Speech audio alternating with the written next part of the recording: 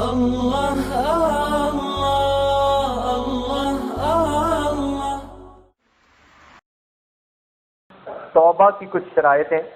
توبہ ایسے نہیں کہ ہم نے 2 لفظ کہہ دیے اور توبہ قبول ہو گئی۔ احادیث میں اس کی کچھ شرائط بتائی گئی، وہ شرائط پہلے سن لیجئے۔ سب سے پہلے کہ انسان اپنے گناہوں کے اوپر نادم ہو، شرمندہ ہو، ان یندم علیہا، اپنے گناہوں پر اس کو ندامت ہو، افسوس ہو کہ میں نے جتنے بھی گناہ کیے میں نے برا کیا۔ جب دل میں افسوس ہو، ندامت ہو، تو توبہ کی پہلی شرط پوری ہو گئی، نمبر 1۔ نمبر 2 کہ وہ توبہ ایسے وقت میں کرے کہ اس کو گناہ پر قدرت بھی ہو۔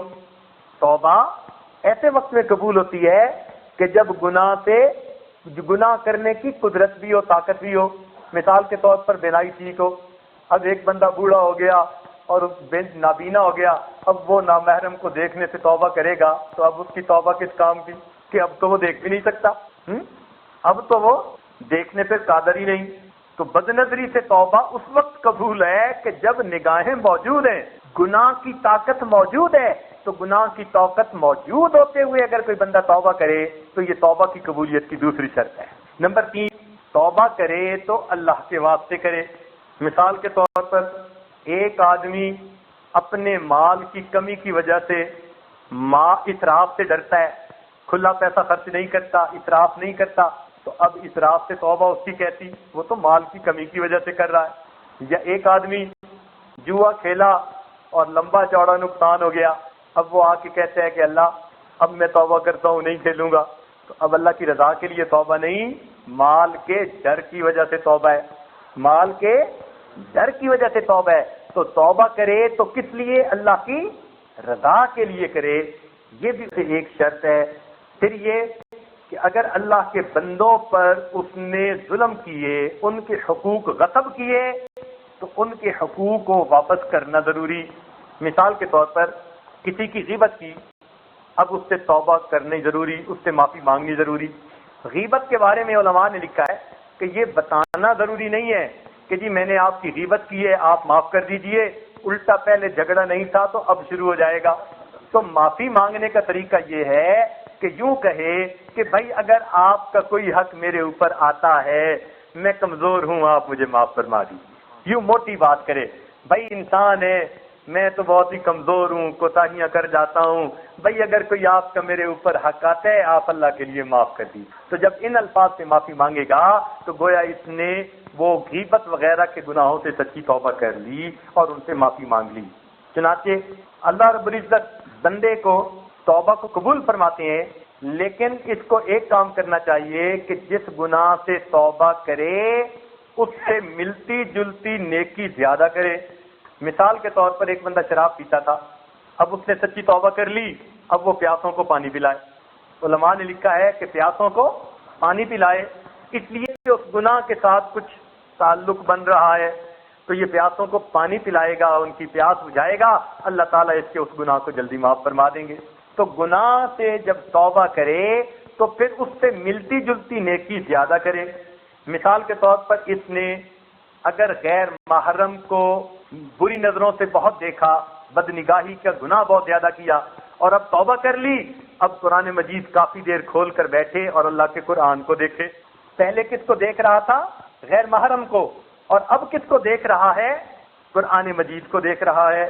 تو گویا قرآن مجید کو اب اگر یہ اکثر بیٹھ کر دیکھے گا تو اس کے غیر محرم کے گناہ کو اللہ تعالیٰ جلدی معاف فرمائیں گے، ایسی نیکی کرے۔ اسی طرح ایک آدمی مسجد کے اندر بغیر غسل کے جنابت کی حالت میں داخل ہو گیا، اب یہ اس سے گناہ سرزد ہوا، اب اس کو چاہیے کہ یہ اس سے توبہ کرے اور مسجد میں اعتکاف کی نیت سے، نفلی اعتکاف کی نیت سے کچھ دیر ٹھہرے تاکہ اس گناہ کا ایک طرح کا کفارہ ہو جائے۔ اسی طرح اگر کسی مسلمان کو تنگ کیا تھا تو اب ان کے دلوں کو خوش کرے، اللہ کے بندوں کی خدمت کرے تاکہ اللہ تعالیٰ کے بندوں کے دل راضی ہو جائیں۔ اس لیے علماء نے لکھا کہ اگر اس سے کوئی قتل ہو گیا، اب اس کے کفارے میں غلاموں کو اکثر جو ہے آزاد کرے تاکہ اس کی یہ نیکی اس گناہ کے بدلے میں کام آ جائے۔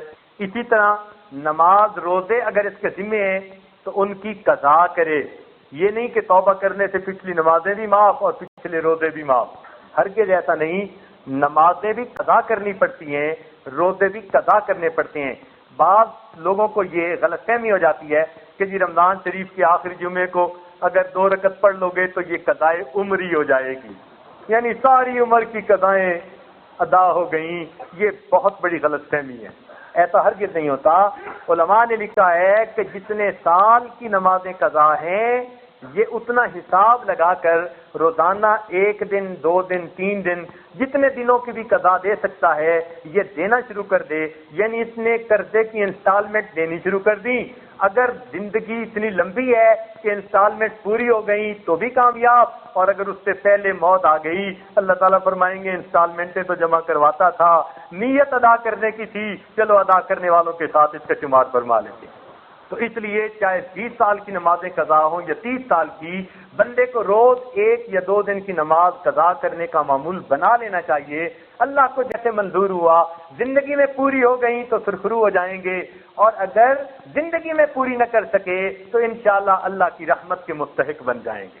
تو اس لیے یہ جو توبہ ہے اس کی شرائط علماء نے کچھ اس طرح کی لکھی ہیں. اس لیے حدیث پاک میں آتا ہے کہ جنت کے سب دروازے کبھی کھلتے ہیں کبھی بند ہوتے ہیں، لیکن ایک ایسا دروازہ ہے جس کو باب التوبہ کہتے ہیں.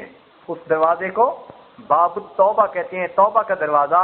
وہ فرماتے ہیں کہ یہ دروازہ کبھی بھی بند نہیں ہوتا، ہمیشہ کھلا رہتا ہے. معلوم نہیں میرا بندہ کس وقت توبہ کر لے، میرا دروازہ ہر وقت کھلا ہے تاکہ بندے کی توبہ قبول کر لی جائے. تو جس پروردگار نے توبہ کے دروازے کو بند ہی نہیں کیا، اس کا مطلب ہے وہ چاہتا ہے میرے بندو اپنے گناہوں سے سچی توبہ کر لو. حدیث پاک میں آتا ہے نبی علیہ السلام ایک مرتبہ جہاد سے واپس تشریف لائے تو راستے میں ایک ندی تھی، دریا چل رہا تھا، اس کے کنارے پڑاؤ ڈالا، عصر کی نماز پڑھی. عصر کی نماز پڑھ کے آپ نے امت کی بخشش کی دعائیں مانگی اور بہت روئے. جب آپ نے بہت گریہ زاری فرمائی تو ایک چھوٹا سا پرندہ آیا، چڑیا تھی، خوبصورت تھی، اور وہ آ کر زمین پر چڑیا بیٹھی اور اپنی چھوٹی سی چونچ میں 2-3 اس نے ذرے ریت کے لیے اور پانی کی طرف اڑ گئی. نبی علیہ السلام نے دیکھا کہ پانی کی طرف چلی گئی، پھر آئی، پھر 2-3 ذرے لیے، پھر پانی کی طرف چلی گئی.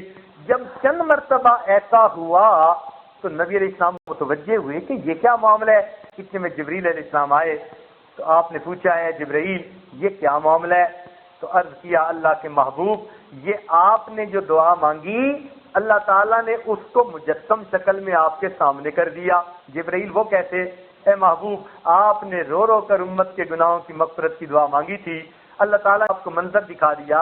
اے میرے محبوب یہ پرندہ کتنا چھوٹا سا ہے، اس کی چونچ اس سے بھی چھوٹی ہے، اس چھوٹی سی چونچ میں 2-3 ذرے ریت کے یہ لیتا ہے اور جا کر یہ دریا میں ڈالتا ہے تو دریا کے پانی کے سامنے ریت کے 2-3 ذرات کی کوئی حیثیت ہی نہیں. آپ کی امت کے گناہ ریت کے ذرات کی مانند ہیں اور میری رحمت دریا کی مانند ہیں. جیسے یہ ذرے دریا کے پانی کے سامنے اہمیت نہیں رکھتے، امت کے گناہ میری رحمت کے سامنے کوئی حیثیت نہیں رکھتے.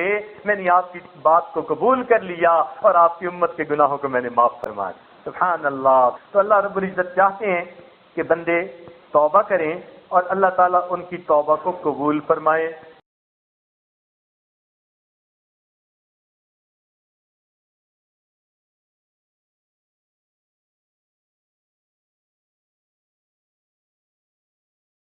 لا الہ الا اللہ لا الہ الا اللہ لا الہ الا اللہ لا الہ الا اللہ لا الہ الا اللہ لا الہ الا اللہ لا الہ الا اللہ لا الہ